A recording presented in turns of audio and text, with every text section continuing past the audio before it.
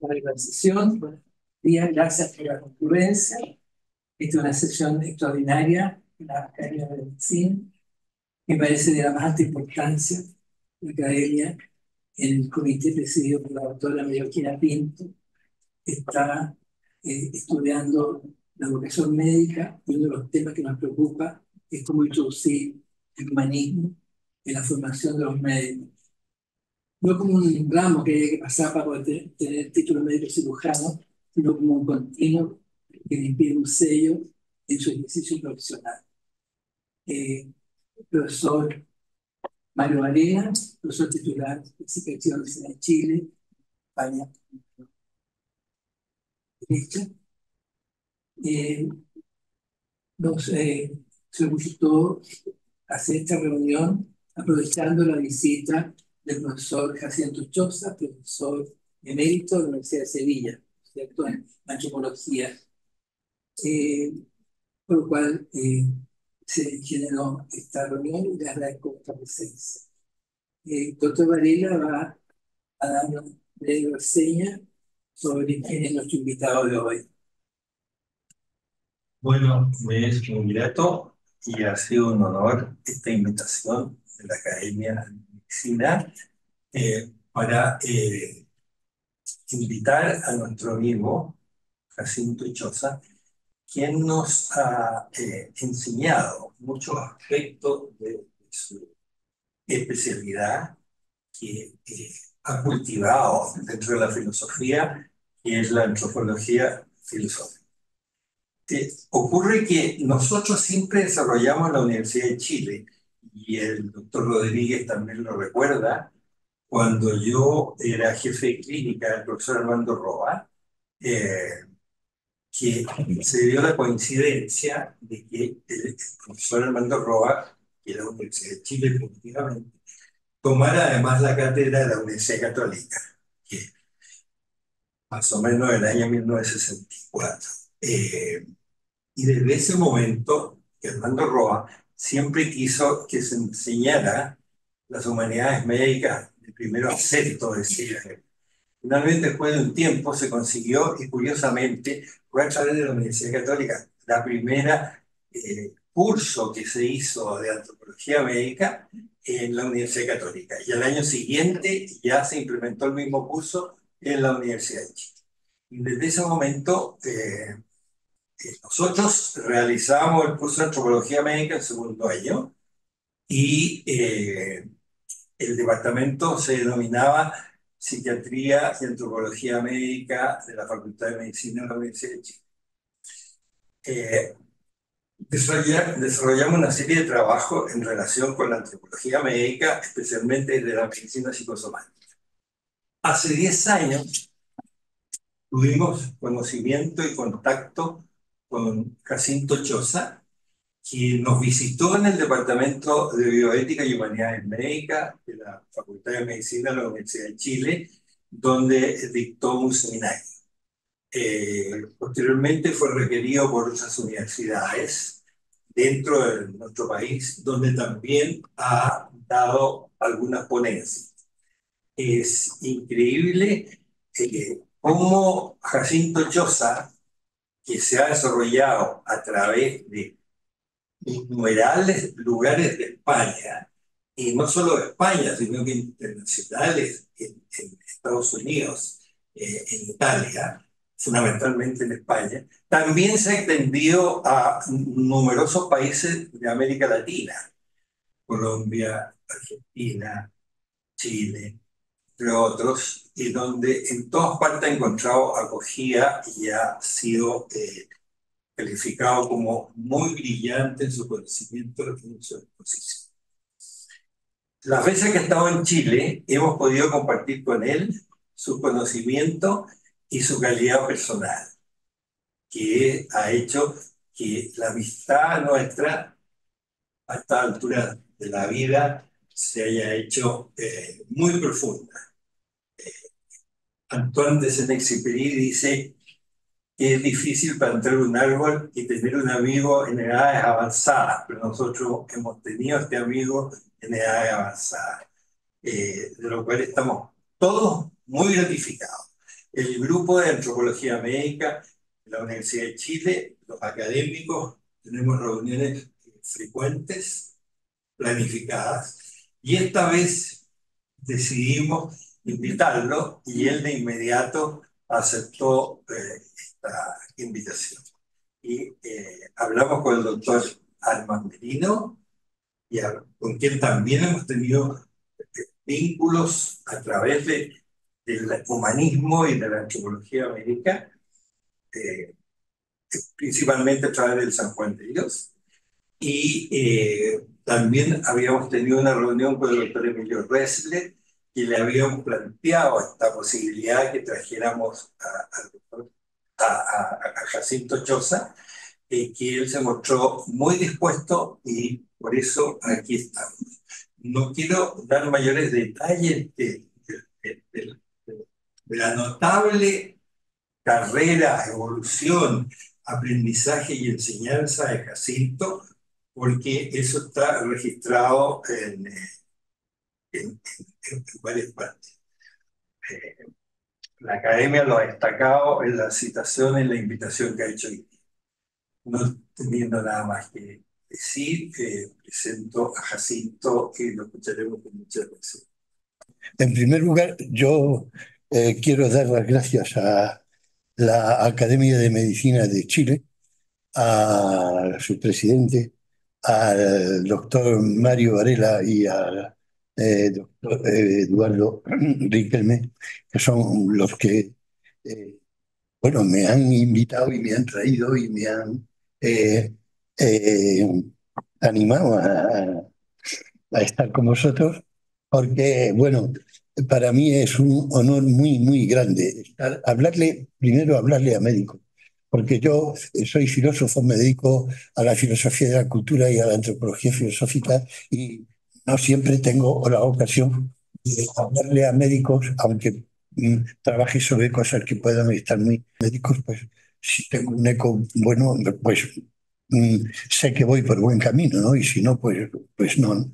Y por eso para mí es un honor muy, muy grande poder hablar a médicos sobre temas muy difíciles. Luego, bueno, efectivamente, porque yo voy contrastando lo que voy aprendiendo para sacar la idea de si lo que voy aprendiendo y entendiendo pues es correcto o no, o si ese camino es acceder. Entonces, así voy, ¿no? Bueno, de todas formas, el tema de la sesión de hoy, que es viejo y nuevo humanismo, que es como me lo pidieron que fuera, entonces va tener como tema, es un poco la historia humana desde el punto de vista del humanismo. Entonces, la historia humana desde el punto de vista del humanismo es un poco un punto de vista especial de ver la historia.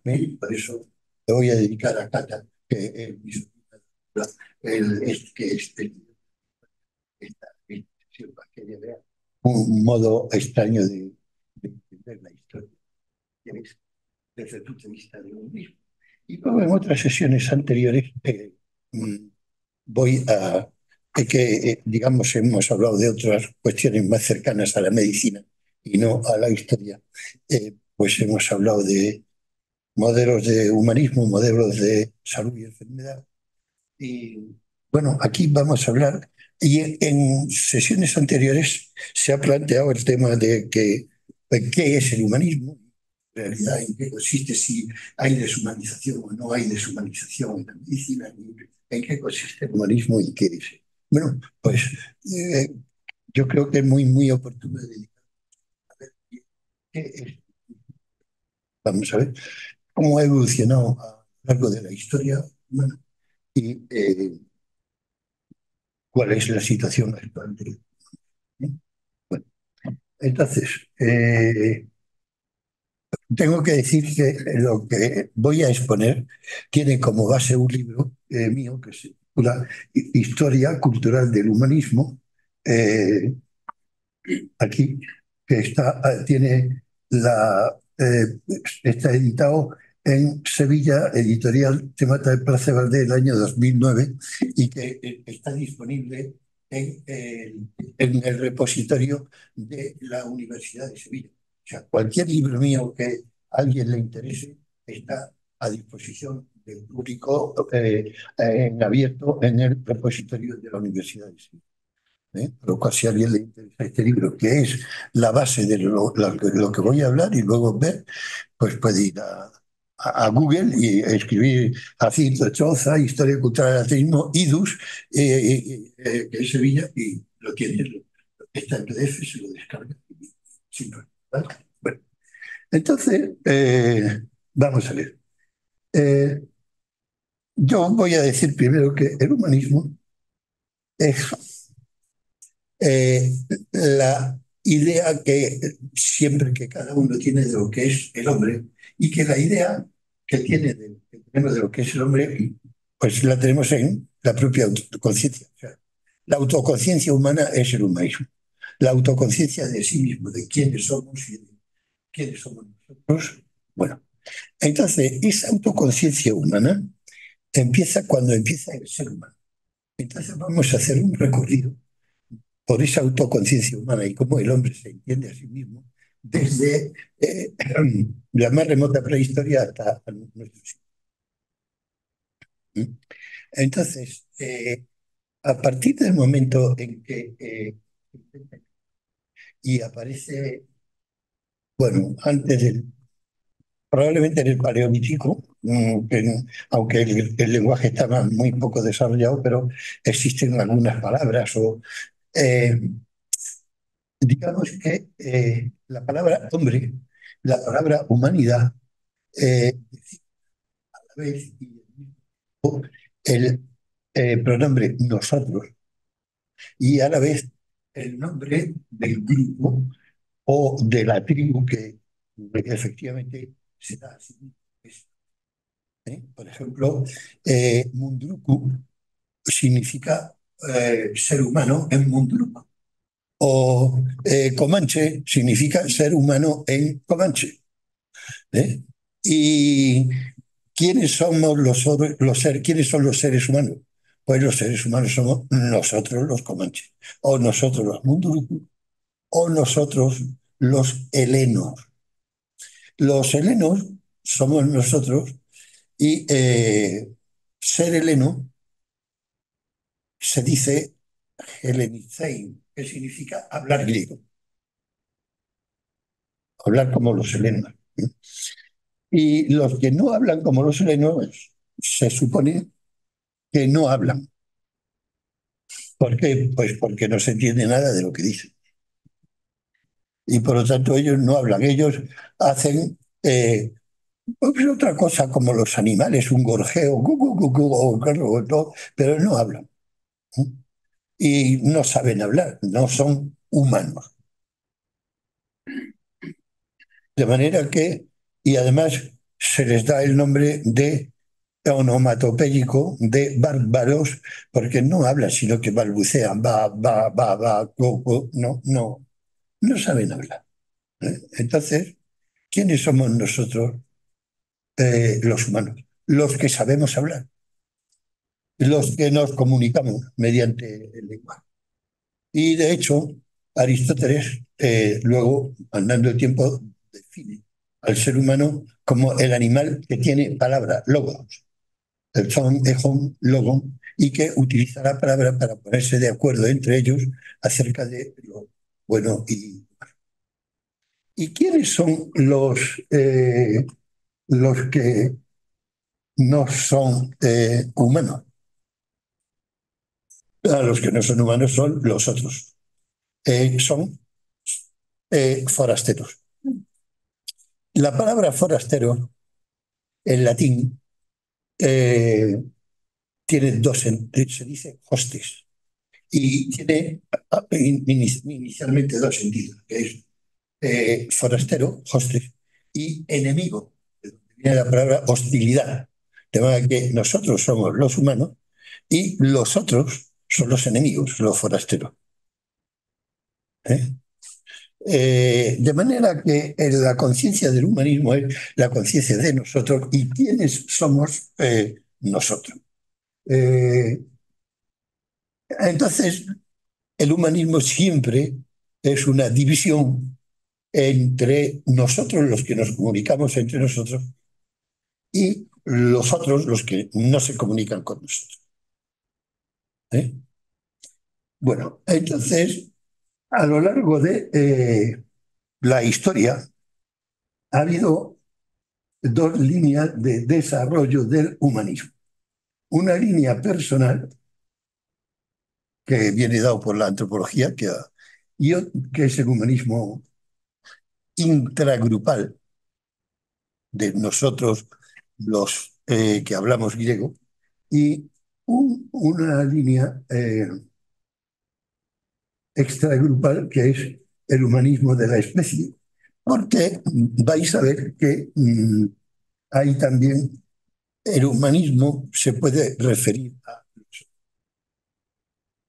Y digamos que el humanismo es la realización de la esencia humana hacia adentro, hacia dentro del grupo, y hacia afuera, hacia los otros también.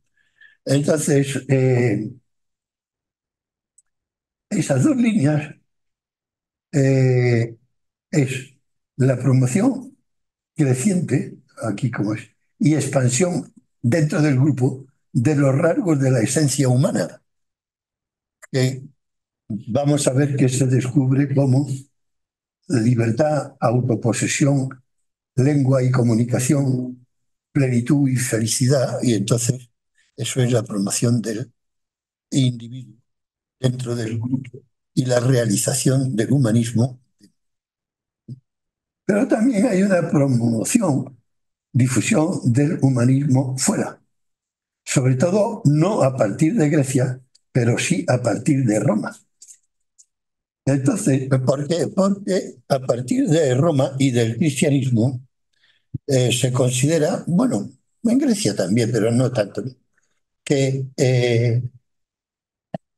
el humanismo es de suyo universalizable y de suyo es universal, con lo cual efectivamente se puede y se debe llevar a todos los demás. De hecho, ¿y de qué manera se lleva a todos los demás, a los otros, a los enemigos, ese modo de entender las cosas, nuestros valores y de entenderlos? Pues fundamentalmente mediante la lengua. De hecho, el mundo antiguo habla griego y el griego es la lengua que se usa. De manera que universalizar, enseñarles a hablar, es humanizar a los otros. De manera que, como ser hombre consiste en ser un druco, o ser comanche, o ser griego, que quiere decir hablar griego, humanizar a todos los demás es asimilarlo a nosotros, enseñarles a ser como nosotros y, por lo tanto, enseñarles a hablar como nosotros, porque no saben hablar. Y, digamos, eso ahora le llamamos colonización. ¿Eh? Pero entonces no se llamaba hace mucho. Colonización es un término muy moderno. ¿Eh? De manera que la promoción y difusión a destra del humanismo, de nuestro modo de ser humano, pues para un griego humanizar es helenizar, enseñar a hablar griego. Para un romano humanizar es romanizar, que quiere decir integrarlos en el Imperio Romano y en el derecho romano, y darle el derecho, que es el reconocimiento de los valores y de la dignidad. Para el cristianismo, cuando el cristianismo se difunde por toda Europa, humanizar es cristianizar. ¿Por qué? Porque el horizonte ético de los valores que uno tiene y que considera es insuperable. O sea, uno no puede no querer para los demás lo que uno considera que es lo mejor para sí mismo y para los suyos. A lo mejor sí puede, pero hay que ser inglés para eso. Entonces es un tipo, una cosa aparte, ¿no? Pero eh, digamos, cuando llegada a la edad moderna, humanizar es ilustrar. De manera que, digamos, no se puede ser humano y yo mismo no soy humano si yo no ilustro a todos los demás, no les enseño a leer y escribir a todos los demás. Y además no puedo no hacerlo, porque eso es malo. Y yo no puedo ser malo, o yo no puedo representarme a mí mismo como malvado, como no deseándole y otorgándole a los demás los valores supremos que yo tengo, que son la ciencia. Yo por eso digo que el horizonte propio es insuperable. ¿Por qué? Pues porque yo no puedo ser malo. O sea, ningún hombre puede representarse, ni ninguna mujer, nadie, ningún ser humano puede representarse a sí mismo como impresentable. La conciencia lo rechaza. ¿Eh? No, no, no, yo eso no soy. ¿Eh? De manera que, digamos, yo soy presentable, o sea, yo soy bueno. Y entonces, si soy bueno, pues bien, tengo que enseñar a los demás que la ciencia. Bueno, un poco más tarde, eh, humanizar es emancipar. Eh, de manera que yo no puedo no llevar la revolución a todos los demás países. ¿Por qué? Porque tengo que liberar, tengo que emancipar. Y si no lo hago, soy malo. Eh, y finalmente, en el siglo XX y XXI, humanizar es, vamos a ver, una cosa más complicada y difícil.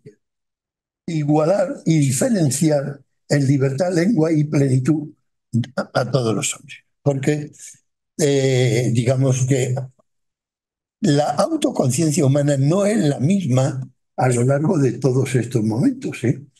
No es que yo cambie ahora de chip y por lo tanto ahora no simplemente se trata de meter el derecho romano y ahora después meter la fe cristiana, no se trata de simplemente de bautizar a los infieles, sino que la autoconciencia humana y la autoconciencia de lo que es ser humano cuando se trata de cristianizar es diferente de la autoconciencia humana cuando se trata de romanizar y diferente de la autoconciencia humana cuando se trata de ilustrar o cuando se trata de emancipar. La autoconciencia y el humanismo va cambiando. ¿Sí? Va cambiando. La conciencia es más profunda y cada vez es capaz de ponerse más en el lugar de más seres distintos que progresivamente van dejando de ser hostes, enemigos o bárbaros que no saben hablar o infieles, gente que no puede, que no cree en nada, ¿no? Sino que cada vez van siendo más eh, todos seres iguales y a la vez diferentes, aunque crean otras cosas, hablen de otra manera y en ese sentido es como el humanismo va creciendo.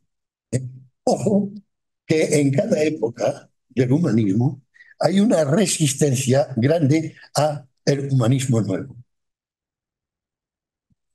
Por supuesto, cuando viene el cristianismo, Roma tiene una resistencia y se considera que el cristianismo destruye los valores de la Roma republicana y es la causa del hundimiento del mundo.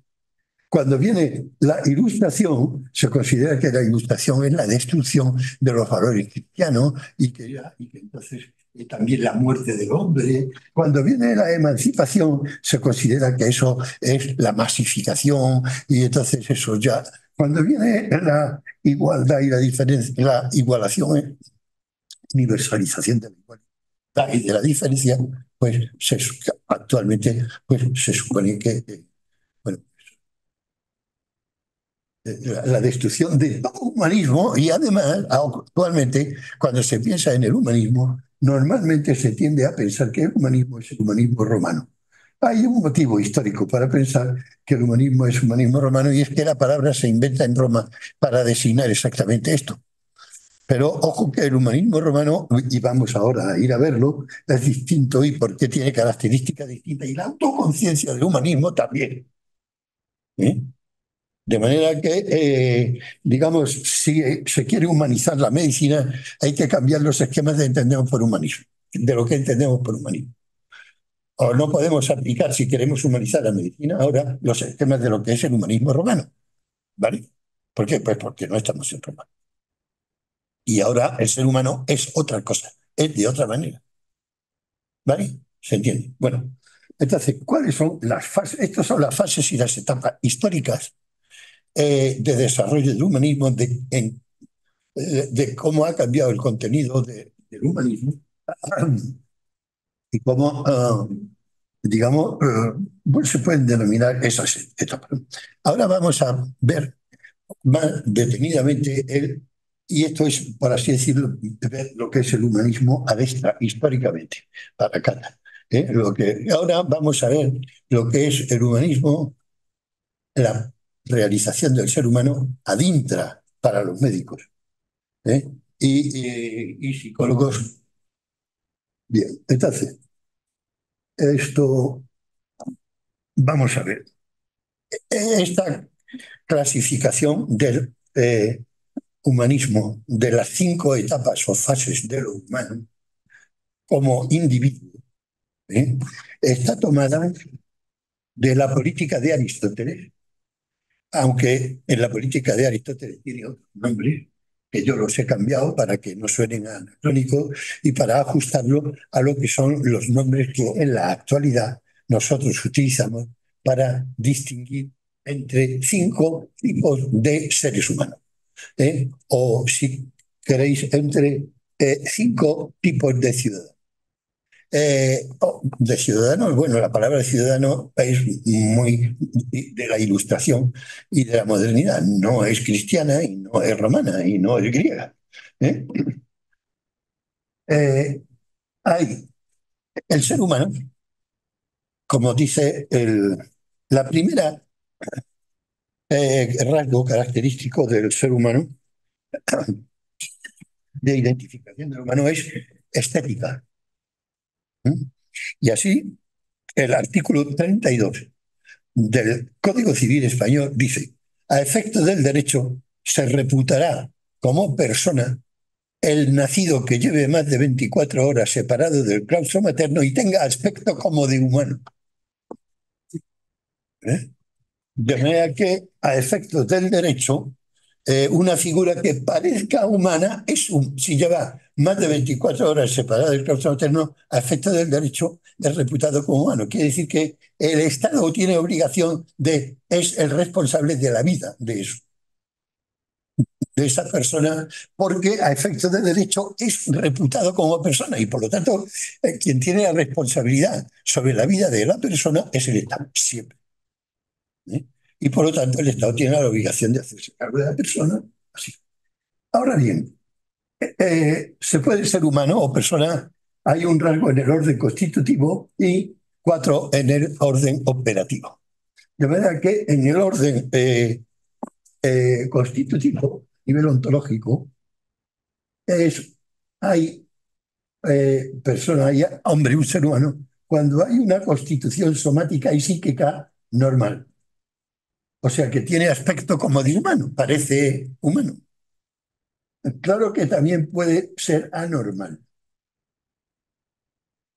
En ese caso, en el nivel ontológico, en el nivel sociológico, jurídico, a eso se les llama, ahora, Aristóteles lo llama de otra manera, o sea, ahora en nuestra sociedad y en nuestro derecho les llamamos menores de constitución normal, neonatos, recién nacidos, en fin, de toda esa forma, si son normales, o si no lo son, nosotros no le llamamos Aristóteles, sí, teratón. Y los médicos lo estudian en una rama que no sé si existe todavía como especialidad, que se llamaba la teratología, que es estudio de bueno, no se sabe lo que es, pero no se sabe si está constituido a nivel ontológico como humano. O bien ahora les llamamos incapacitados o incapacitado cuando nace, entonces se le hace un montón de pruebas, de reflejos, de tal, para saber si es humano o no. También en el orden constitutivo ya se ve, pero también en el orden operativo pues se miden todos los Aristóteles no habla de esto, sino que él tiene el método que él tiene para distinguir entre normal y monstruo, obviamente no es el nuestro, pero sí usa esa. Bien, y ahora, una vez que el humano ha nacido, el heleno, el munduruku o el comanche, ahora vamos a ver cuál es la primera fase en que el comanche o el heleno es ser humano. Pues si tiene en el orden operativo durante la infancia un grado de autoposesión potencial normal. Si es un niño que, bueno, son menores de conducta normal. También hay menores de conducta desviada o alternativa o impedida. Y entonces en el orden operativo, pues no se sabe si esta criatura va a ser un hombre en sentido pleno. Ojo que la universalización del humanismo del siglo XXI dice que cualquier impedido, digamos, tiene en su diferencia un derecho a la igualdad y es igual. ¿eh?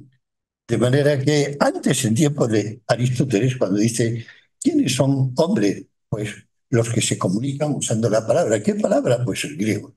Y entonces, ¿y para qué? Pues para ponerse de acuerdo acerca de los asuntos públicos. ¿Quiénes no son hombres? ¿Quiénes no cumplen la definición aristotélica de hombre? Pues de entrada, las mujeres no la cumplen. ¿Por qué? Pues primero, no hablan en el ágora ni deciden sobre los asuntos públicos. Los niños, por supuesto, no, tampoco cumplen la definición de hombre. Los esclavos tampoco. ¿Por qué? Pues porque no hablan en griego y no. Los campesinos tampoco, ¿no? De manera que, digamos, las capacidades hasta que el siglo XXI o el siglo XX no empieza a considerarse que también son hombres, sí, en un artículo que yo escribí, que me parece que lo titulé Indios, mineros, mujeres, homosexuales y terroristas. ¿eh? En un libro que titulé Los otros humanismos. Los otros humanismos son los humanismos del siglo XX cuando empieza a decir los homosexuales, los mineros, las mujeres, estos también son. Pues, pero bueno, también, ¿qué va a pasar? ¿Dónde vamos a llegar? ¿Dónde vamos a ir a parar? ¿no? Si los homosexuales y las mujeres tienen la dignidad humana, ¿qué va a ser de nosotros, ¿no? Y de nuestra sociedad, ¿no? ¿Eh? Y pueden votar, ¿no? O sea, no. Qué barbaridad. Bueno, entonces, eso es una ampliación de la conciencia humana, ¿eh? Y de la autoconciencia humana, de que aquí, de todas formas, nosotros, igual que Aristóteles, distinguimos que aquí no está dada la plenitud humana. Y por eso, aunque estén bien constituidos o no, nosotros eh, no atribuimos responsabilidad penal a los menores. ¿Por qué? Porque entendemos que aquí, todavía en la infancia, no hay una plena autoposesión, responsabilidad, libertad, que es como hemos ido aprendiendo a definir humano. De manera que en los menores todavía esto no se da. Bien. Nivel 3, orden operativo, juventud. Se da una autoposesión actual discontinua, que es muy frecuente o normal casi en la sociedad. Aristóteles lo llama hombre frágil. Y nosotros ahora, eh, un hombre afectado por... vamos a ver, el nombre que Aristóteles le da es Ácrates, que tiene acrasia. Acrasia es falta de fuerza, debilidad. Y Ácrates es el que y nosotros llamaríamos hombre frágil. ¿Y por qué hay frágil en él? Su autoposesión actual, responsabilidad y libertad, es discontinua. Y por eso es lábil y por eso es delincuente. Y entonces por eso se le priva de algunas capacidades operativas a veces. Y entonces el humanismo Ojo que, vamos a ver, también en esto ha habido un gran avance en el humanismo en el siglo hasta ahora. Desde el derecho romano, que no acostumbra, si recordáis la frase del Evangelio de Pablo, los romanos no tienen costumbre de condenar a un hombre sin haberle escuchado antes defenderse de los cargos que se le imponen. ¿Eh? Eso, que es una norma del derecho romano, aparece luego en los derechos modernos o actuales, luego que se llaman las garantías legales del delincuente. Garantías legales del delincuente quiere decir que el delincuente es una persona humana que tiene la misma dignidad que cualquier otro, aunque sea el más canalla de los seres. Y aunque sea el más indeseable y el más canalla de los seres, tiene derecho a defenderse y a decir de sí mismo y a dar razón de sí mismo y de su conducta. ¿No? Y no se le puede juzgar sin que haya sido escuchado. ¿No? Y eso está en todos los derechos penales de todas las constituciones. De manera que, bueno, aparte de lo que va en el progreso de la abolición de la pena de muerte en todos los países. Bueno, todavía no está en todos los países, pero hay un movimiento de abolición de la pena de muerte, ¿no? En su momento. De los sistemas de redención de penas por comportamiento en las cárceles, de humanización de las prisiones y de todo eso. De manera que, vamos a ver, no solo es humano y tiene humanidad y dignidad, digamos, los incapacitados jóvenes, sino también el delincuente. Bueno, cuarta etapa. Orden operativo que corresponde a la madurez. Eh, en esto, lo propio de lo humano, el humanismo, es una autoposesión actual y una responsabilidad estable, que es lo que Aristóteles llama el hombre prudente, phronesis, en griego. Que hoy lo que es, no sé si aquí habrá jurista, que es lo que nosotros llamamos en el derecho y en la sociedad, se llama el padre de familia. La figura del padre de familia, se entiende que un padre de familia es una persona responsable y, y que no es delincuente y que se ocupa del bien de su familia, por lo menos estadísticamente, ¿no? Y entonces se toma como del hombre prudente, pues el padre, la figura del padre de familia, y esa expresión se utiliza en el derecho. Yo creo que es universal. En España, sí, sí. Y finalmente, en el orden operativo, el último momento es el de la plenitud operativa completa, en el que se puede dar, digamos, un desarrollo de la autoconciencia o un desarrollo de la autoposición de la libertad y responsabilidad que llevan a la plenitud humana, que en los tiempos más primitivos eran los ancianos. Los ancianos se supone que son hombres, ¿sabes? O llevan, si es delincuente o tal, a la degeneración completa, ¿eh? Lo que han degenerado, que es muy distinto de este caso del monstruo. Este no es un degenerado, sino que no ha llegado a generarse, ¿eh? O este tampoco, a lo mejor no ha llegado a generarse del todo, hoy se queda en una fase. Pero este sí se ha generado del todo y puede degenerarse. Eso es otra posibilidad, en cuyo caso, pues entonces, pero entonces esta es la tópica del humanismo, la tópica sociojurídica del humanismo y ontológica. La traza Aristóteles en el siglo V y desde entonces no se ha variado. Y el derecho, normalmente los derechos cristianos lo han, o ilustra o emancipador o lo que sea, pues lo asumen así, aunque luego castigan o liberan según criterios diferentes, ¿no? Pero eso es. Bueno, entonces estos son los rasgos fundamentales y la tópica sociológica y jurídica de la esencia. Fijaos que en primer lugar la esencia humana, ser hombre, se define en términos estéticos, que parezca o tenga aspecto como de humano, y finalmente se define por aspectos éticos, que sea un ser responsable. Y entre medio es, bueno, ojo, que a lo largo de todo ese momento la plenitud humana se entiende de modo diferente y es de modo diferente. ¿Mm? Hay que entenderla como una plenitud humana que tiene que ver con la libertad. Yo creo que en eso Hegel tiene razón cuando dice que la historia de la humanidad, Tata, la historia de los seres humanos, es la historia de los seres libres que buscan afirmar su libertad y que tiene como destino último los derechos humanos. Y por lo tanto, ¿cuál es la esencia del humanismo? Los derechos humanos. ¿Y qué es? Pues ha sido el descubrimiento de los derechos humanos y la universalización de los derechos humanos. Y ese es el humanismo del siglo XXI. Y ojo, que eso vale también para los indios, mineros, mujeres, homosexuales y terroristas, y mapuches.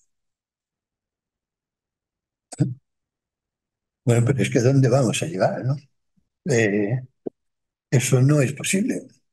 Los derechos humanos no se les pueden reconocer a los mapuches porque son unos salvajes, a las mujeres porque son unas irresponsables, a los homosexuales porque son unos degenerados. Eh, ¿En qué consiste la plenitud, la responsabilidad? Y ojo que aquí hay un trasvase muy peligroso. En la época medieval, incluso moderna, dice, hombre, la plenitud consiste en ser cristiano. Si es cristiano, ya tiene la plenitud. Ah, es que un cristiano no puede ser un canalla. Hombre, bueno, vamos a ver. Hay que dar un paso más. Y entonces, la plenitud no consiste en ser cristiano, porque eso puede ser un ropaje externo e internamente puede no ser uno responsable. Ser responsable y tener la plenitud humana quiere decir ser un ilustrado, como eh, nosotros. Y entonces, ¿por qué? Porque nosotros, los ilustrados, aceptamos que se puede ser hombre pleno y también se puede ser cristiano. Pero también aceptamos que un no cristiano puede ser pleno. En cambio, los cristianos no aceptaban eso. O los romanos no aceptaban eso. O los griegos no aceptaban que el de la etapa posterior también tenía la plenitud del humanismo. Ah, entonces, por supuesto, a lo largo del siglo XX, para un emancipador, bueno, todavía en España, a lo largo del siglo XX, eh, el humanismo, ser humanista, ser ético y ser moralmente bueno, quería decir ser socialista.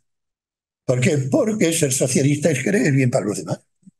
Bueno, pero es que se puede ser socialista y ser un sinvergüenza y ser un ladrón. Bueno, pero él no es un verdadero socialista. ¿No? Como, hombre, como un cristiano se puede ser cristiano y ser un canalla. Pero es que no es un verdadero cristiano, ¿no?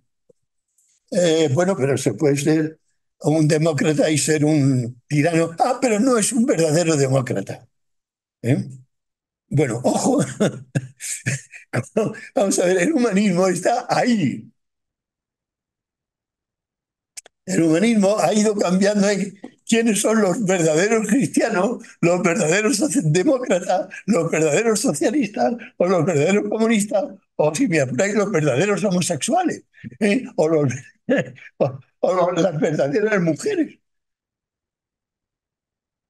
¿Veis cómo, digamos, el contenido va cambiando, ¿no? Y ampliándose y se amplía por el procedimiento de integrar dentro a los de las etapas anteriores, reconociendo la posibilidad de que alguien tenga la plenitud humana, aunque sea eh, ilustrado, aunque sea mujer, aunque sea cristiano, aunque sea romano, aunque sea griego, ¿no?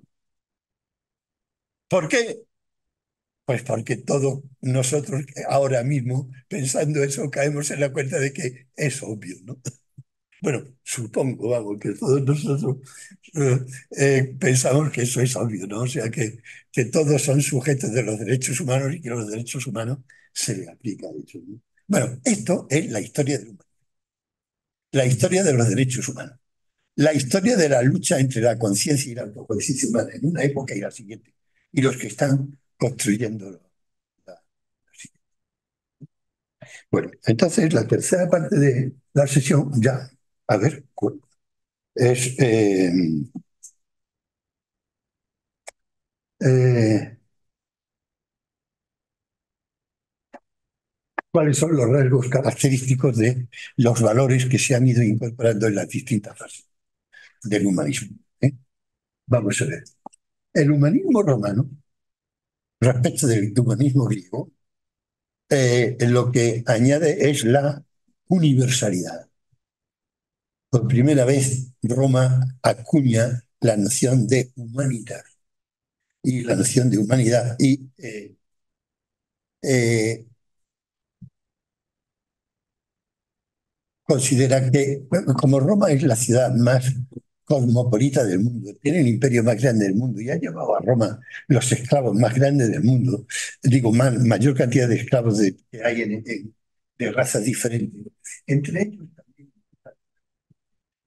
entre una cantidad enorme de inmigrantes romanos, son ellos los que crean la noción de la noción de humanitas es a quienes son humanos. Humanos son aquellos que son ciudadanos que tienen como polis el cosmos y que por eso se llaman cosmopolitas, ¿no? Humanos son los habitantes del cosmos. Y el cosmos está representado, y por cierto, bastante bien en Roma, ¿eh? Porque Roma es una polis que es a la vez una cosmópolis, ¿eh? Entonces, ¿quiénes son? Bueno, pues son los Cicerón, Séneca, son los estoicos, son los primeros que dicen, bueno, el ser humano es el que tiene como ciudad de cosmos y no este sitio como este, ¿eh? Y entonces esa es la universalización primera, ¿eh? Y luego hay además otra cosa que es importante. Ahí Cicerón es el que inventa el, el verdadero humanista que otorga a cada uno su derecho, que conoce el derecho y lo otorga, son la gente de letras. Cicerón es el que hace la contraposición entre letras y ciencias. Dice, y humanistas son los que se forman en letras. Letras ad humanitatem. ¿Por qué? Porque las letras enseñan lo que es el hombre y cómo puede ser y lo que debe ser. Y eso es lo que es de provecho para el hombre. Pero la ciencia, no. La ciencia hablan de cómo son el cosmos y no dicen nada de cómo es el hombre y no ayuda nada, para nada, a la conducta humana, a hacer a los hombres más humanos. Lo que ayuda a los hombres a hacer más humanos son las letras. Y por eso, digamos, durante toda la media, hasta el 1600, por ejemplo, el, eh, el hombre que se dedica a la ciencia, pues no es un humanista, no es un hombre de letras, no es un hombre culto, no es. Y eso le pesa todavía mucho hasta el momento en que perdón, hasta el momento en que 1600 hay un sujeto, bueno, vale, uno, pero especialmente uno. Bueno, a mí me parece que esto de la ciencia es igual que las letras o incluso más, porque a lo mejor las letras enseñan cómo puede ser. Pero la ciencia enseña cómo se comporta, cómo se ha comportado y cómo Dios ha hecho las cosas. Y ese es el mejor modo de... Y ese sujeto es Leonardo da Vinci. También Galileo, pero mucho más Leonardo. Entonces, Leonardo, eh, mm, él continuamente dice con mucha más fuerza que Galileo que la naturaleza está escrita en lenguaje matemático y que los que hablan con Dios son los que saben matemática. Y que él, por ejemplo, cuando está pintando, cuando está dibujando, como Leonardo geometriza la totalidad de sus dibujos, edificios, máquinas, y es un mecánico, un físico, un químico. Leonardo trabaja en el taller de Verrocchio. Verrocchio es un artesano que es alquimista, que es químico, que es escultor, que es pintor, ¿no? Entonces, Leonardo ya ha matematizado con Galileo todos esos elementos. Y entonces empieza a descubrir que todo eso es el modo en que Dios habla a los hombres. ¿Sí? Entonces, y empieza a suponerse que no, que un ingeniero también puede ser un humanista. Eso dice Leonardo, aunque él sufre porque y él muere sin que él sea reconocido como un hombre de letras y como un pobre paria, o sea, un pobre ingeniero. Porque entonces ser un ingeniero, y la palabra que se utiliza pues ser un ingeniero es un criado, ¿no? O sea, es un artesano, ¿no? Eso no es nada. Incluso eso todavía, bueno, ya no, pues después de la ilustración, en la ilustración, eh, eh, cuando ya la matemática empieza a desbancar a las letras,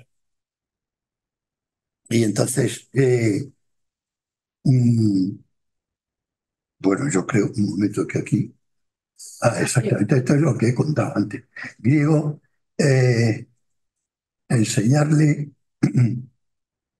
esto no lo he dicho de memoria, hasta los derechos humanos, el humanismo romano, letras frente a ciencia, polis y civita, el humanismo cristiano renacentista, la universalidad de la salvación, que esa universalidad no estaba en Roma.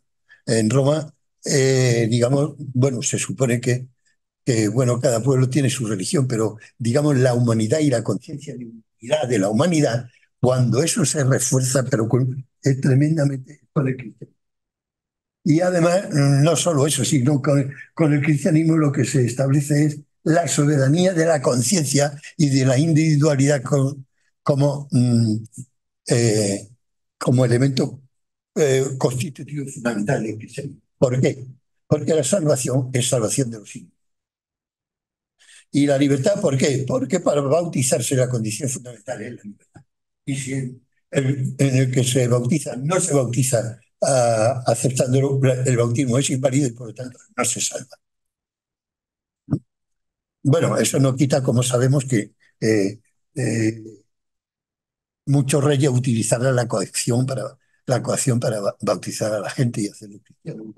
Pero esto crea el cristianismo o el humanismo cristiano, crea una universalidad de la soberanía de la conciencia. También porque el cristianismo, digamos, se basa muy fuertemente en los sacramentos y es muy importante esta idea. Los sacramentos y los archivos parroquiales son el antecedente de lo que para nosotros ahora es el registro y los derechos humanos. ¿Eh? Y, por así decirlo, el Estado asume los derechos, las tareas que asumía la sociedad y que se derivaban de los registros parroquiales donde consta si uno es hombre o mujer, si uno es hijo legítimo o ilegítimo, si uno está vivo o ha muerto, y digamos todas lo que se llama el ordenamiento civil o el ordenamiento jurídico. ¿Eh? Y entonces, eh, aquí, y es, bueno, aquí está, también en esa época de Cicerón a Leonardo, Y, digamos, todavía es lo mismo que el Roma, digamos, Roma distingue entre romanos y bárbaros, pero Calatrava en el 812 extiende la ciudadanía, universaliza la ciudadanía. ¿Mm? Yo creo que ese es el primer momento para luego el decreto de Teodosio en que se hace oficial la religión romana para todos los habitantes del imperio, ¿no? El decreto de Carpalla que se llama la Constitutio Antoniniana, y son los antoninos. Los antoninos son los emperadores españoles, más o menos. Eh, bueno, todavía el humanismo cristiano divide la humanidad entre fieles e infieles y tiene la imperiosa necesidad de integrar a todos dentro de los fieles. ¿Para qué? Para hacerlos humanos y para hacerlos mm, bien. Entonces, luego, efectivamente, el ilustrado, pues se da un paso más. Dice, la conciencia individual no tiene por qué estar vinculada a la Iglesia. Eso es Locke. La conciencia, la soberanía de la conciencia. Bueno, Locke sí, pero ahí hay siempre un debate acerca de si la conciencia individual tiene o no que estar vinculada a unos valores superiores y si hay valores superiores a la conciencia. Bueno, y digamos, se llega, perdón, ¿qué he hecho? Tengo que volver atrás. Para atrás vuelvo. Qué bueno. Entonces, cuando en 1789 se proclaman los ideales de libertad, igualdad y fraternidad, pues entonces cuando se proclaman los derechos humanos para todo el mundo. Lo que Aristóteles decía, el hombre es el que tiene lenguaje y habla y se pone de acuerdo para, sobre lo bueno y lo malo para todo. Entonces, ahora, ¿quién tiene voz y voto para, pues, libertad, igualdad y fraternidad? Tiene voto para eso todo el mundo. Y así queda en el Código de Napoleón y en la Revolución Francesa. Al menos formalmente. Pero ¿quiénes son todos? Pues todos son todos los hombres. Sí, pero bueno, ¿y las mujeres? Eh, las mujeres no son los hombres. Entonces, vamos a ver, en el siglo XX empieza lo que se llama el pensamiento postmoderno o anti-ilustrado o antimoderno, que tiene como uno de sus detonantes a este filósofo, Heidegger. Pero yo diría que tiene a la vez que Heidegger. Bueno, antes quiero aquí decir otra cosa.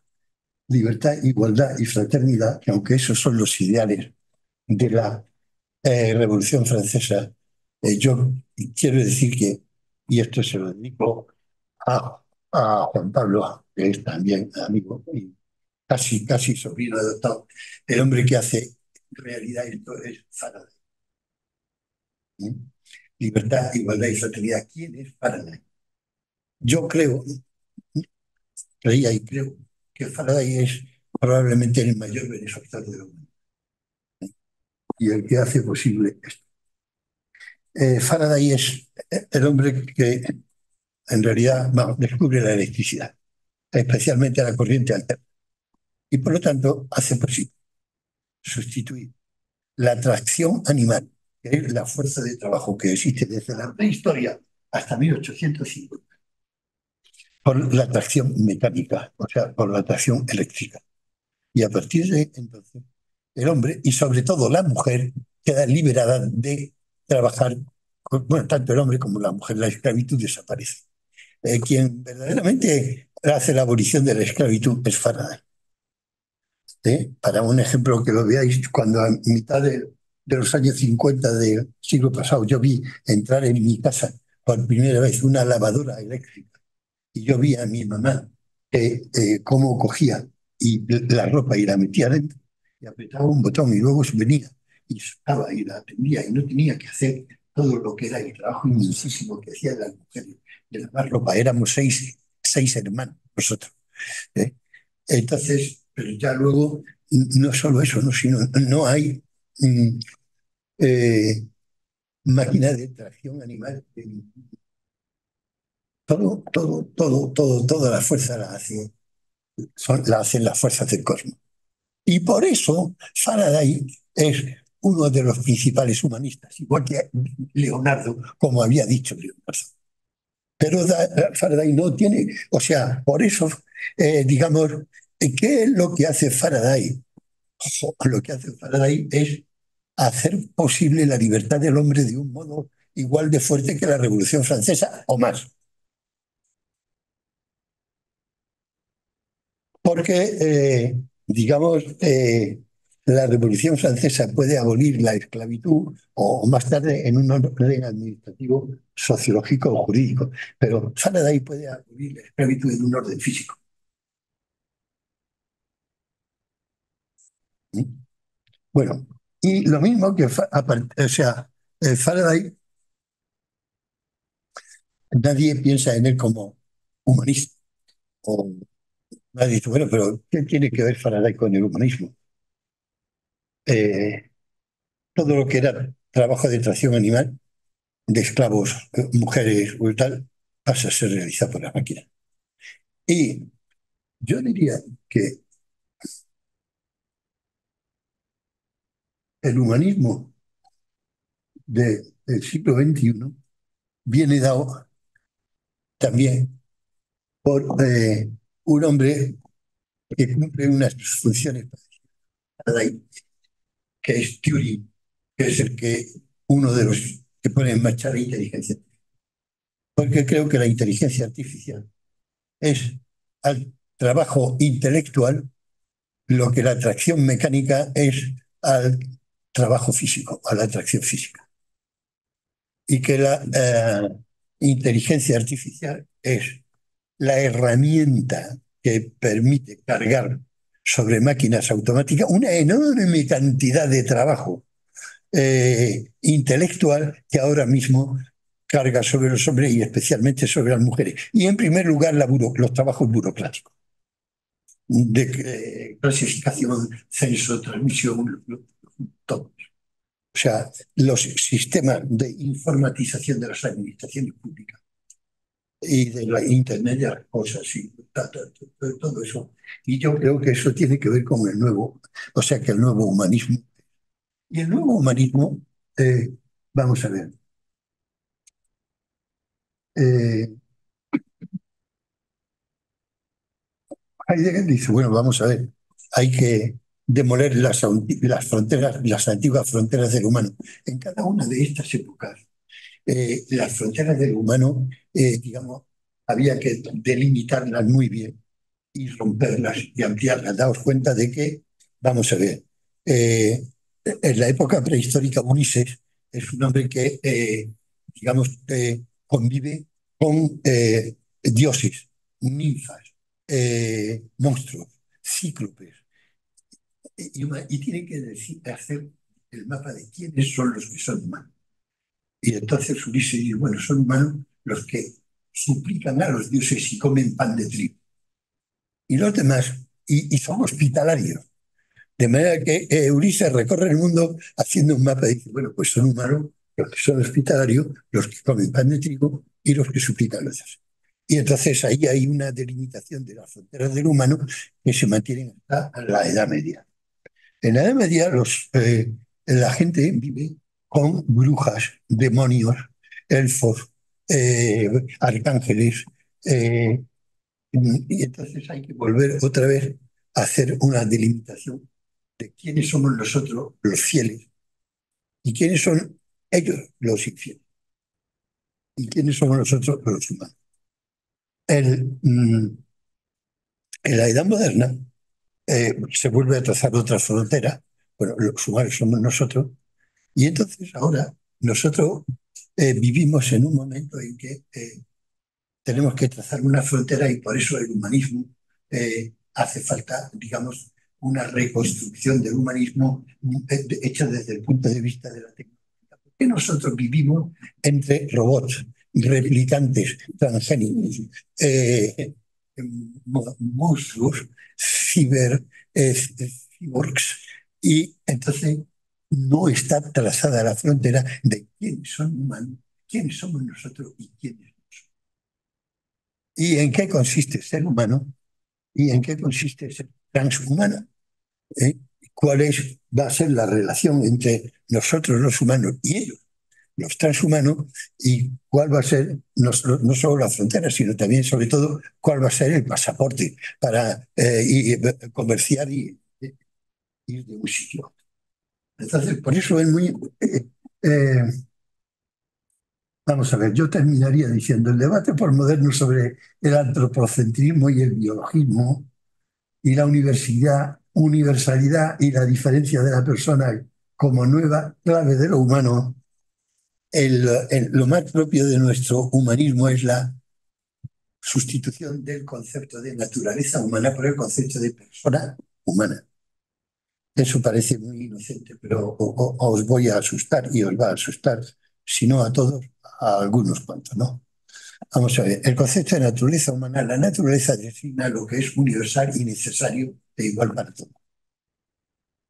Yo parte de esto lo escribí en un prólogo a un libro de Mario Varela, que me lo pidió. Yo entendí muy bien por qué, digamos, el saber del siglo XXI está centrado y está referido al individuo absolutamente individual. El individuo absolutamente individual es la persona y es único. Y además, ojo, vamos a ver, la ciencia y la técnica, bueno, la ciencia, se refiere a todo lo que es universal y necesario. Y la ética también. Bueno, eso sí uno es kantiano. ¿Eh? No sé cuántos de los que estáis aquí sois cristianos. Y no sé cuántos de los que estáis aquí habéis leído el Catecismo de la Iglesia Católica del año 92. Pero el Catecismo de la Iglesia Católica del año 92 está escrito. La primera parte y la segunda, que es el credo y la liturgia, desde un punto de vista postmoderno, desde un punto de vista de la persona. Y la parte de la moral, que es la tercera, está escrita desde un punto de vista moderno, o sea, kantiano. Tan es así que, digamos, uno lee esa parte y ve que la norma moral y la moral de la Iglesia es perfectamente evidente, perfectamente comprensible, perfectamente universal, y que uno no necesita creer en Cristo ni en Dios para aceptar la moral cristiana tal y como está recogida en el catecismo. No necesita creer en Cristo ni creer en Dios, pero sí necesita creer en Kant. Porque esa ética es una ética, la ética de la universalidad kantiana. Esto, Kant y toda la modernidad establece que algo es verdadero y bueno si es universal y se puede universalizar. Actúa de tal forma que tu norma de conducta se pueda convertir. ¿Y eso hasta cuándo dura así? Sartre y el existencialismo. ¿Qué dice? Un momento. Lo que yo tengo que hacer, pues solo lo tengo que hacer yo y no hay criterios morales para hacer esto.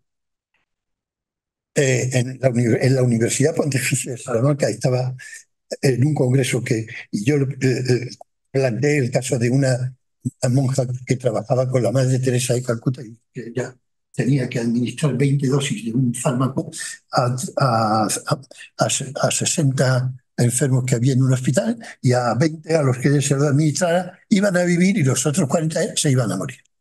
Y entonces ella tenía que decidir quién, y entonces ella dijo que ella no tenía cómo para hacer eso y que ella no podía hacer eso y elegir quién morir y quién no, y que por eso ella se iba. Y cuando planteé eso, ellos me dijeron, uno de los sacerdotes de Salamanca que dice, es que eso es un dilema que no se puede resolver con criterios morales y no pertenece al orden de la moral. Yo creo que la deshumanización de Argentina no tiene que ver con la tecnología, que tiene que ver fundamentalmente con la logística, con la administración y con el derecho administrativo. O sea, con las ciencias de la organización. El que haya una lista de espera de 5 meses no tiene que ver con la tecnología. O podría ser y tendría que ver con lo que he dicho de usar una inteligencia artificial y una fórmula matemática para decir, oiga, construyame un sistema de espera y de atención a esta gente que dure el menor tiempo posible, teniendo en cuenta tantas personas, tal. ¿Cómo lo puedo hacer? Eso es una operación matemática. ¿Y eso se puede mejorar? Pues si se puede o no mejorar, es un problema matemático. Y la logística también es un problema matemático, pero no técnico. No es que porque haya, digamos, máquinas que hagan tomografía axial computarizada o porque haya máquinas, por eso la medicina se deshumaniza. ¿No? La medicina se deshumaniza porque yo creo,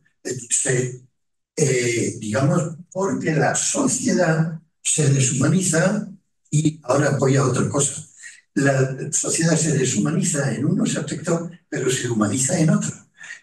Por ejemplo, decía, bueno, vamos a ver, yo ciertas relaciones no necesito que sean muy interpersonales, sino al contrario, mientras más impersonales mejor. Por ejemplo, yo voy a sacar un billete de avión para irme a Lima y entonces yo no quiero que la señorita que está detrás de la ventanilla me pregunte por mis hijos o ni me cuente de cómo están los suyos. Yo quiero que me dé el billete lo más anónimamente posible, vamos, ¿no? Y ya está, ¿no? Pero, digamos, eso, bueno, hablando, si me sonríe y me da los buenos días y es amable, pues mucho mejor, ¿no?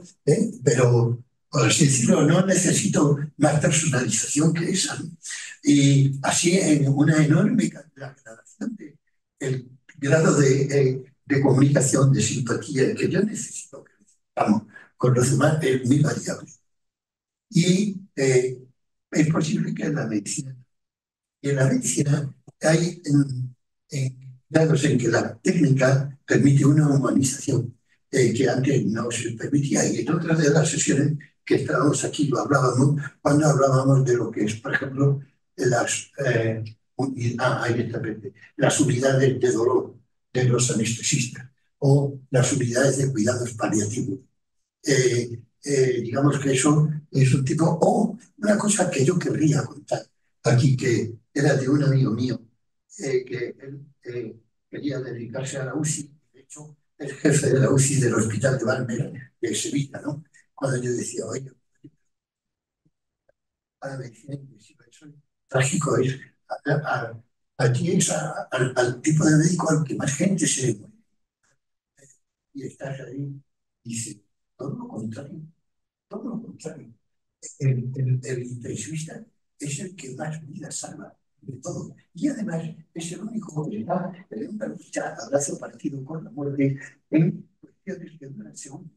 Tú en segundos tomas una decisión y salvas a un tío de la muerte y si no la tomas se muere. Y entonces tú estás en un ring con la muerte, batiéndote con la muerte directamente y entonces cada vez que te vas a hacer el ring, tú tienes la sensación de que ya has ganado a la muerte tanta pelea. Yo me quedé muy admirado por lo que... Y entonces yo dije, y luego pensaba, digo, oh, pues esto es también humanismo, esto es muy humano. Muy humano en el sentido de que eh, es muy bueno para el ser humano, como la electricidad, ¿no? eh, eh, pero, claro, en realidad, el médico que nosotros tenemos idea de ser internista y el médico que lleva la historia clínica y el médico que nos dedica tiempo y te pregunta cómo estás, qué te pasa y sigue. Entonces, yo diría, hay que tener en cuenta que lo mismo que en 2 siglos ha cambiado tanto el humanismo y los sentidos del humanismo, ha cambiado tanto la sociedad, ha cambiado tanto todos los saberes y ha cambiado tanto toda la técnica y todas las artes, el arte de la medicina. Pero ya en vez de haber un médico o uno o dos profesionales que ejercen la actividad médica con una herramienta que es la silla, como decíamos, no, sino con hay 50 especialidades y además, pues entonces Entre esos grupos hay gente que practica una medicina más humanista, directamente perceptible, como son los internistas o el médico de atención, perdón, que deberían, pero ¿por qué no lo hacen? No por culpa de la tecnología, es por culpa de la administración pública. El problema no es la tecnología, el problema es la logística, es la organización, la distribución de las personas, la dotación de los políticos y económicos, la dotación de las plantillas de los centros de atención primaria. Digamos, eso no es la tecnología. Y, digamos, por lo tanto, digamos, la deshumanización de la medicina, no le echemos la culpa a la técnica, ¿no? Que la técnica pues, no tiene nada que ver, ¿va? No le echemos la culpa al Faraday, ¿no? Porque todo lo contrario es o ni a Turing, ¿no? Porque a Turing, bueno, gracias a él, lo que tenemos son en las pantallas de ordenador la historia clínica del paciente, ¿no? Asignemos la responsabilidad a quien le corresponde. ¿Por qué la medicina, digamos, se ha convertido en hospitalaria? Porque se ha industrializado. La medicina es una industria y yo también en otra sesión he contado que cuando murió el rey Alfonso XII de España en 1885, murió en el Palacio del Pardo, que era donde él vivía, rodeado de todos los médicos más sabios del país, con sus maletines de instrumentales. Bueno, 90 años después, en 1975, no, menos de 100 años después, el jefe del Estado español, Francisco Franco, murió, vivía en el Palacio del Pardo y murió en el Hospital La Paz de Madrid de la Seguridad Social, rodeado de los mejores especialistas. Pero no en su casa, sino en el hospital. ¿Por qué? Porque el Hospital de la Seguridad Social de La Paz de Madrid y cualquier hospital de la Seguridad Social de España es donde hay la mejor maquinaria y la mayor cantidad de recursos mejores para atender a un enfermo. Y no hay nadie que se pueda permitir el lujo de tener en su clínica particular esos aparatos. Hay clínicas particulares en España, pero los enfermos que tienen una enfermedad grave van a las clínicas de la Seguridad Social. ¿Por qué? Pues porque son más seguros. En caso de que haya un problema, una clínica de la Seguridad Social tiene todos los recursos, todos, y los usa. La medicina es una industria. Una industria en la que pues, está humanizado. Pues yo creo que, por ejemplo,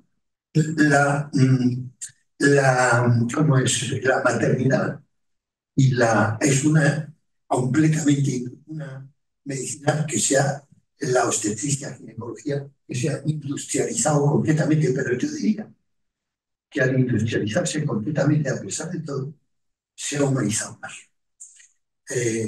¿Veis? Se ha industrializado se ha industrializado el nacimiento. O sea, yo nací en casa de mi madre y de mi abuela. Pero las mujeres se iban a dar a luz a casa de sus madres. Y mis hermanos nacimos en casa. Hoy en España nadie nace en su casa. Todo el mundo nace en su casa. ¿En dónde? En un sistema industrial. ¿Por qué? Pues porque hay mejor atención para cualquier problema que esto. La lactancia se ha industrializado. A nosotros, a mí y a mis hermanos, mi madre nació en pecho atado, 6 meses. Ahora mis sobrinos, nietos, bueno, gracias a Dios, ellas tienen leche y pueden dar el pecho a los... bueno, pero son casos más particulares. Quien amamanta a los niños en España es la NEF y la GIGO, fundamentalmente. ¿Por qué? Primero, porque la mitad de las mujeres no tienen leche. Y segundo, porque la otra mitad no es suficiente. La que tienen no es suficiente. Y tercero, porque la que tienen o insuficiente les duele mucho, les molesta mucho, que era el caso de la madre de mi hija, ¿no? Y no lo soportaban, ¿no? Y entonces, ¿quién lo hace? La Nestlé. ¿Qué es la Nestlé? Es una industria multinacional de las primeras alimenticias del mundo. Se industrializa se industrializa, o sea, el nacimiento, el parto, se industrializa la lactancia. Por supuesto, se industrializa bueno, sí, bueno, no, y lo último, lo que se industrializa es la fecundación. La fecundación, que lo normal era hacerla por unos procedimientos artesanales, generalmente agradables, pues ahora digamos, es reproducción asistida. El 10% más del 10% de los niños en España, después de que compró la clínica de una cadena norteamericana, es la primera potencia mundial en reproducción. Bueno, ahí sí que hay humanismo, porque las mujeres sufren mucho, y muchísimo, cuando hay que implantar. Y entonces ahí hay humanismo y atención personalizada. Cuesta carísimo, mucho. Pero bueno, cada vez. ¿Y por qué? Porque es casi imprescindible. Entonces, donde no la hay, pues no la hay en los test de embarazo. Ninguna mujer va a ningún médico para que le diga si está embarazada o no. ¿Por qué? Porque se compra en la farmacia un aparatito que es un test de embarazo, ¿no? Y ya está. Y eso no es una deshumanización. Mientras más cosas pueda hacer el paciente por sí mismo, sin tener que pedir una lista de espera ni sin ir a molestar, mucho mejor. Hay otros casos que sí. ¿Quién es? Insisto, el médico de atención primaria, que en España están siempre haciendo huelga pidiendo la reivindicación de los 10 minutos, que les dé un mínimo de tiempo. Porque no tienen tiempo. No tienen menos de 5 a veces. ¿No? Y entonces, eso tiene que ver con la tecnología, ¿no? Tiene que ver con la organización.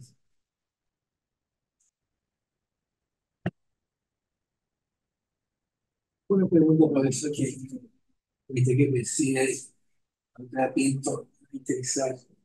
¿Qué han hecho ustedes en España por introducir concepto humanista en la formación médica? ¿Qué hemos hecho en Sí. ¿O qué aconsejaría usted? ¿Qué le aconsejaría a usted Pinto? Vamos a ver, yo suelo ir a dar una clase o dos a la Facultad de Medicina, a los alumnos de primera de Medicina, donde hay una asignatura que yo no sé si se titula cuestiones de antropología médica o cosas médicas, y tengo amigos, Miguel Ángel también es uno de ellos, era el catedrático de hematología general o de medicina interna, porque creo que ese nombre cambió aquí en España. Y entonces me invitaban siempre a hablar de cuestiones pues de este tipo y yo iba, entonces ellos lo seguían dando. Eso tiene mucha eficacia y mucho valor, y eso yo no creo. Yo no creo que eso tenga mucho valor y mucha eficacia ni mucho sentido. Yo creo que el médico que tiene la inquietud del humanismo, primero elige unas especialidades y no elige otras. Y después de que elige esas especialidades, se preocupa él de su propia formación. Yo, esto, no hay en España una cosa distinta de esto. Yo creo que la mejor manera pero no se puede, sería enseñar la medicina históricamente, pero no se puede convertir la carrera y las especialidades de medicina en capítulos de la historia de la medicina. Pero yo creo que pocas cosas hay que puedan, y de hecho cuando uno, digamos, se preocupa de lo que va a ser la historia de la medicina. Pero la historia de la medicina es una historia, es una asignatura muy marginal, ¿no?, en las facultades.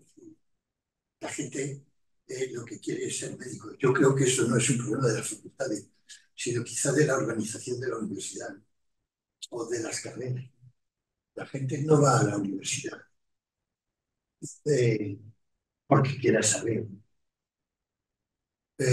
Bueno, una persona que quiere saber a lo mejor va a la facultad de física o va a la facultad de filosofía, ¿no?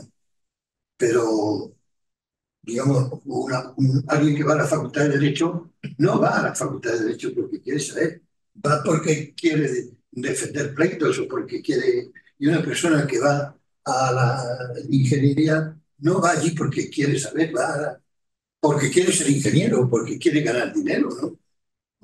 Los filólogos son distintos, o sea, los filólogos es gente que va a la universidad no porque, más que porque quiere saber, porque les gusta estudiar. Yo creo que son los sujetos a los que más les gusta estudiar. Creo yo, ¿eh? Y la gente que va a una facultad económica de ninguna manera tiene ningún interés en saber nada. Sino en manejar las cosas, claro, o sea que, digamos, y la gente que va, yo no sé cuánto de la facultad, de gente que va a la facultad de medicina, pues tampoco tiene interés en saber nada, sino que tiene interés en ser médico, ¿no? Entonces,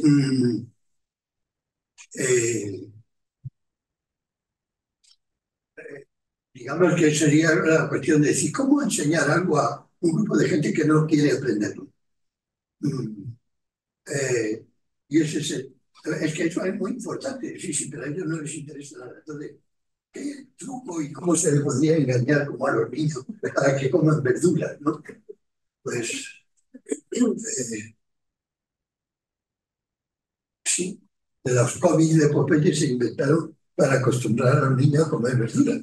Y algún éxito tuvieron. Durante un tiempo los niños comieron verduras. Pero,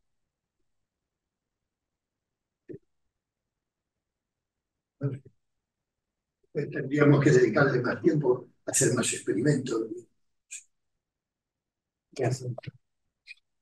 Una última pregunta, doctor Rodríguez. Muchas gracias por su excelente presentación. Desde el punto de vista biológico, genético, nosotros podemos definir perfectamente, desde el punto de vista biológico, genético, podemos definir perfectamente quién pertenece a la especie humana, quién es el humano. A la luz de eso, ¿qué le parece a usted la definición que nos dio del Código Civil Español que requiere que la persona, para ser humano, tenga que vivir 24 horas fuera del vientre materno de forma independiente?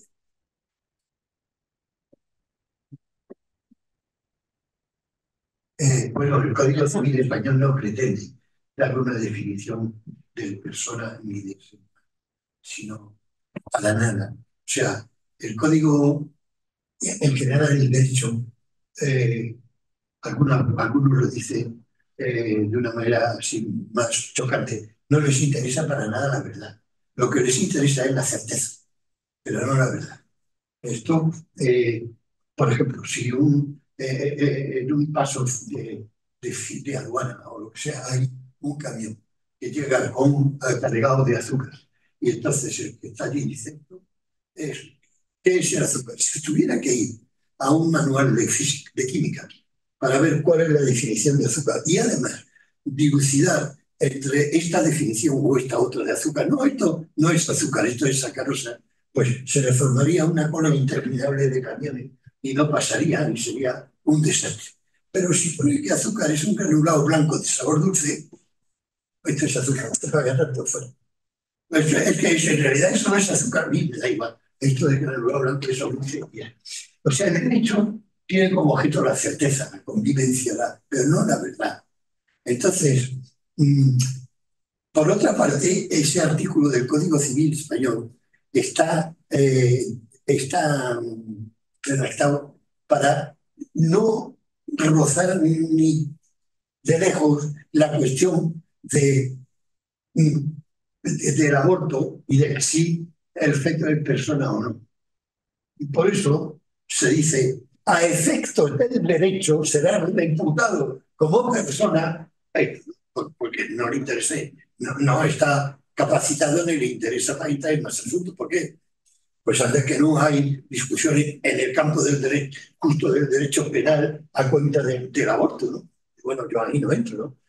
Que se pongan de acuerdo acerca de lo que es persona, los otros, pero a mí me interesa, a efectos de que hay que hacerle pruebas y inscribirlo en el registro civil y tal, que parezca una persona, ¿no? En el campo de la antropología hay discusiones sobre si se puede o no definir qué es una persona.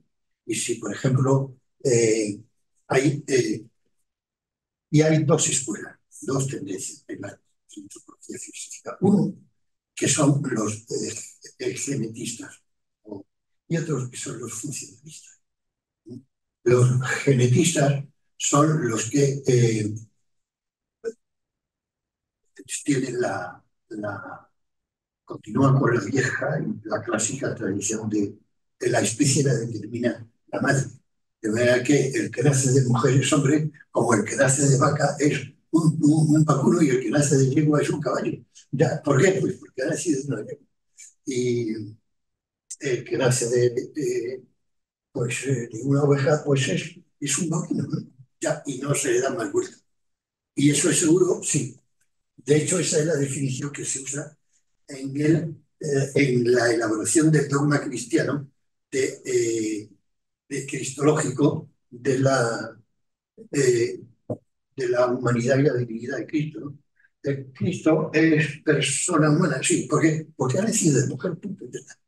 ¿Ha nacido de una mujer? Sí. ¿Ha nacido? Bueno, entonces ya no hay. Y por eso el primer dogma que hay en la elaboración cristológica es que María es Theotokos, madre de Dios. Ah, bueno, pues si una mujer es madre de Dios, lo que nace de ella es un hombre.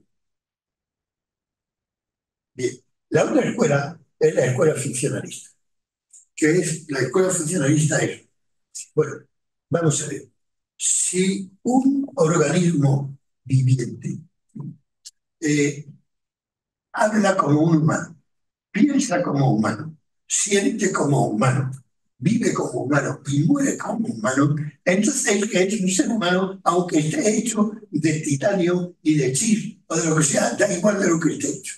Entonces esas dos escuelas ahí están, o esté hecho de trozos de otros seres humanos. Entonces,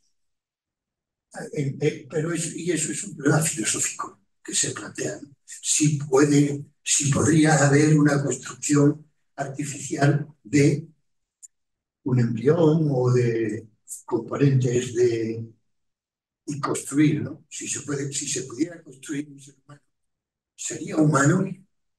Eso, entonces los filósofos en la antropología filosófica sí se dijo. Yo no he pensado eso, yo no sé por qué me inclinaría. Yo, no sé, hay una película que trata este problema que a mí me gustó mucho y que yo escribí sobre ella un artículo que está en internet, por ahí, que es la película Blade Runner.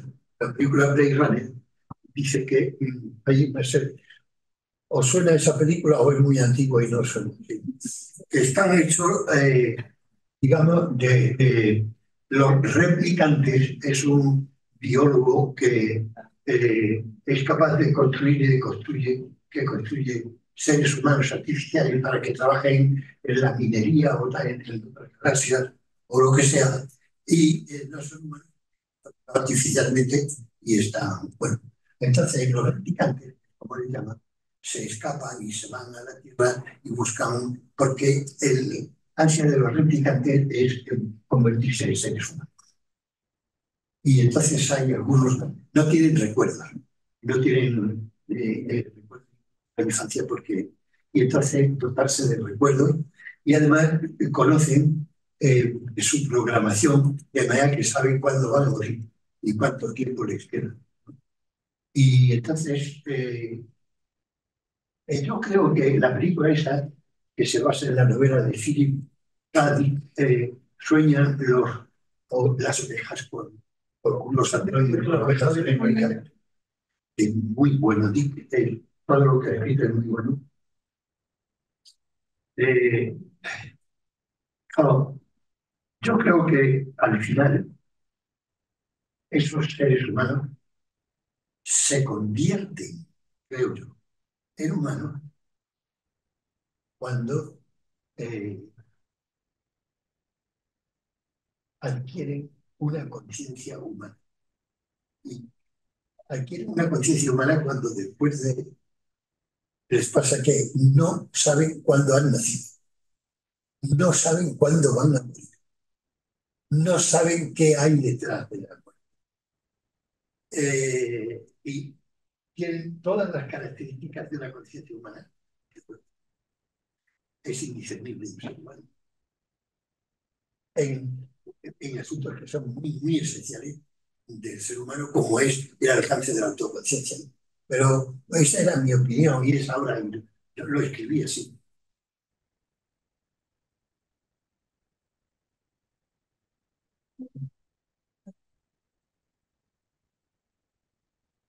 Muchas gracias. Abierto la ventana nueva a nosotros. Más pensar.